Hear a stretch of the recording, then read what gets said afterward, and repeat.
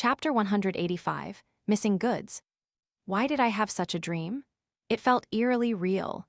Lumion collected himself and assessed his condition, but found nothing amiss. Yet, in his dream, he felt as though he was once again wearing the mystery-prying glasses, and they revealed even more. After pondering for a while, Lumion suspected that the negative effects of wearing the mystery-prying glasses 3 times in a row still lingered. They seemed to have seeped into his subconscious, manifesting in his dream within the confines of Salle de Balbrise, an ancient burial ground. It appears that something is truly amiss beneath the surface here. Lumion sighed inwardly. He rose from his bed, donned his coat, and resolved to spend the night elsewhere to test his hypothesis. Under the cover of darkness, with Salle de Balbrise devoid of any illumination, Lumion followed the shadows along the roadside and returned to Auberge du Coq d'Oreille, its main entrance locked.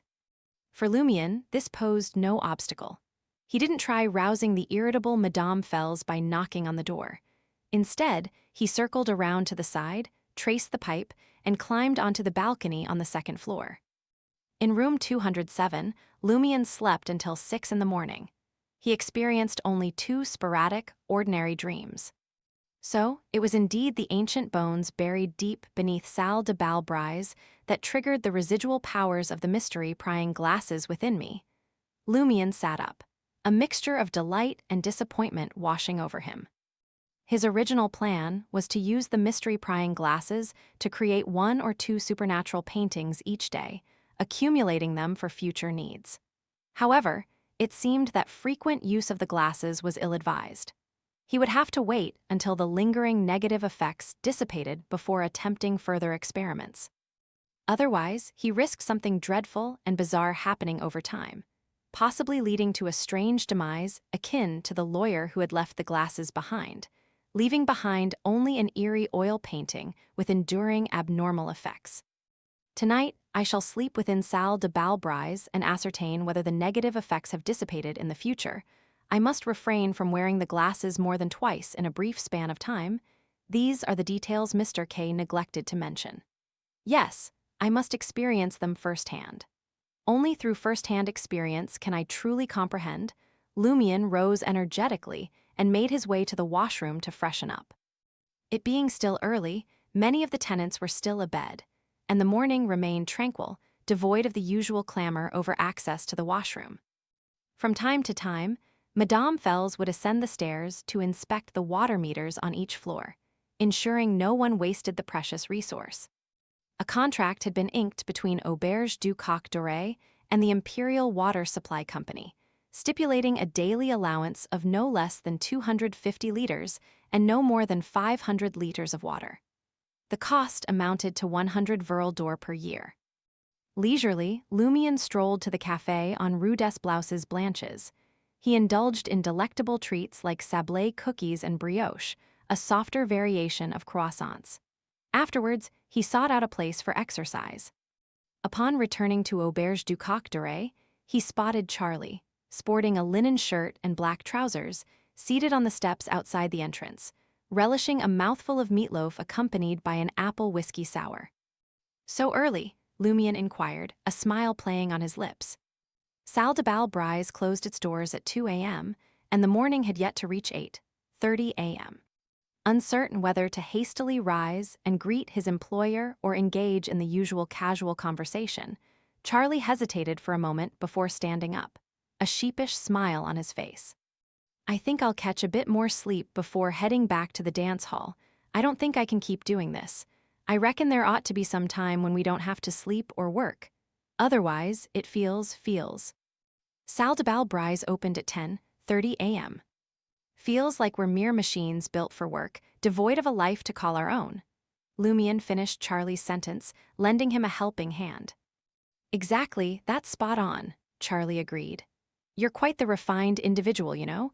Sometimes you don't seem like a mobster at all. I mean, not like the leader of the Save mob. You come across as more civilized. Had everything gone according to plan, I would have been studying at a university in Quartier de la Cathédrale commémorative. I would be spending time chatting with my classmates and exploring the depths of underground Trier." Lumion's heart sank as he focused his attention on Charlie.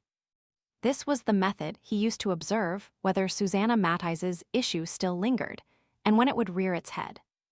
"W, what are you staring at?" Charlie stammered nervously. "Do you see something amiss?" Lumion eased his worry. His luck appears to be relatively normal and stable. He smiled, raising his right hand and giving a wave behind Charlie's back. "Good morning, Susanna." Charlie spun around, eyes wide open, scrutinizing every detail. A few seconds later, he exhaled and turned back, forcing a smile. He addressed Lumion. "You're just messing with me again." That name remained a haunting nightmare he couldn't shake off anytime soon. "I'm strengthening your mental endurance.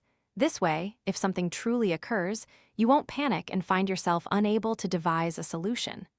Lumion earnestly patted Charlie's shoulder. Moments before 10:30 a.m., Lumion made his way back to Salle de Bal Brise.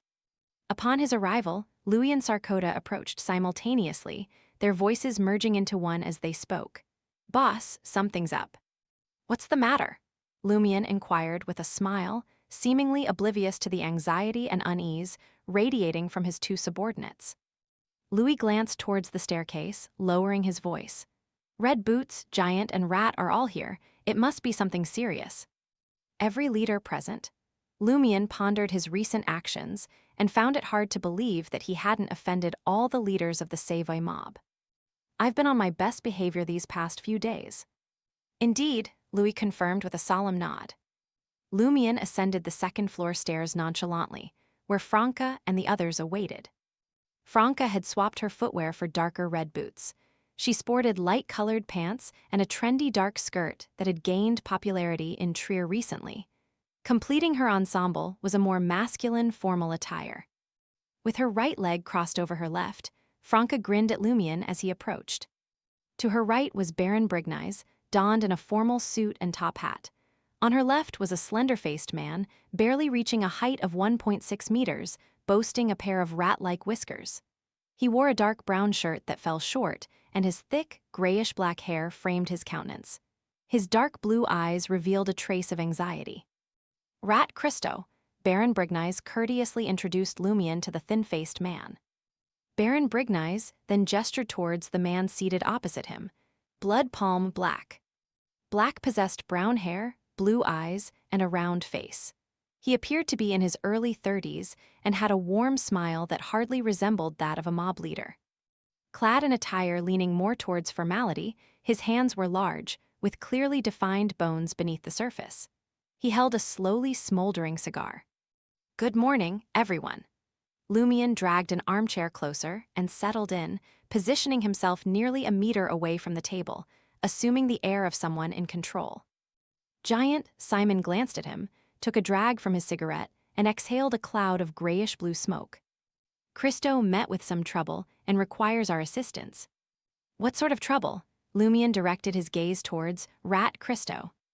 Christo played a vital role in Salle de Bal Brise's lucrative business. Despite the premium he charged for the smuggled liquor he peddled, its lack of taxation made it significantly cheaper than the wholesale liquor stores in Trier. Moreover, a substantial portion of the alcohol Christo dealt with was moonshine, cleverly adorned with labels from relatively renowned brands and origins. Gritting his teeth, Christo, who bore a striking resemblance to a rat, spoke up. "I've lost a shipment underground. The delivery men and escorts have vanished. Damn it, my younger brother was among them. His wife and child are in tears at my place. Something has transpired in underground Trier. Smuggling operations are divided into carriers and armed protection? That's right. Ostatral had mentioned helping others transport illicit books. Horse-drawn carriages are useless in underground Trier. They rely solely on manual labor." Lumion nodded subtly and inquired, "What kind of goods?" "A batch of red wine and brandy, along with some blackfish." Rat Christo couldn't help but slam the table.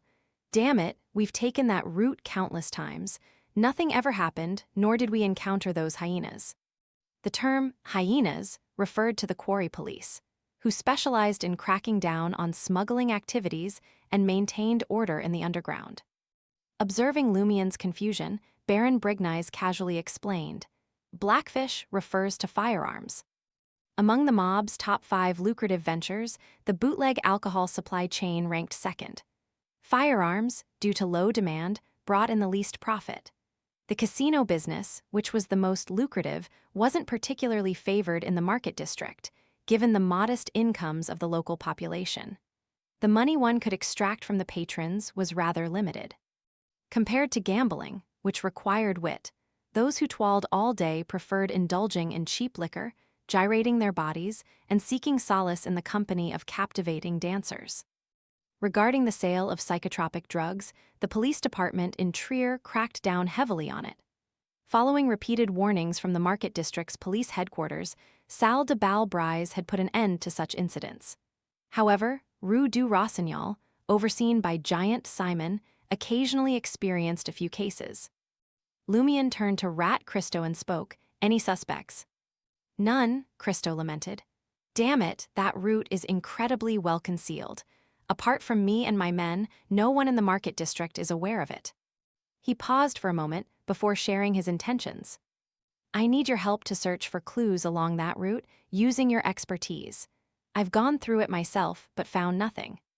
Without waiting for Lumian's response, Franca nodded and suggested, "Let's form pairs to ensure safety during the investigation." "Right, I'll team up with Seal. There's something I need to discuss with him." Giant Simon's gaze flickered between Franca and Seal a few times before he recalled that Seal was suspected of sleeping with Franca's mistress, thus cuckolding her. Seizing the opportunity to teach Seal a lesson, Giant Simon nodded imperceptibly and said to Blood Palm Black, "You and I will be a team." Baron Brignize then turned to Rat Christo, "I'll accompany you for your second trip." After Baron Brignize and Giant, Simon scoured the underground route to no avail. Lumian and Franca followed a smuggler into underground Trier.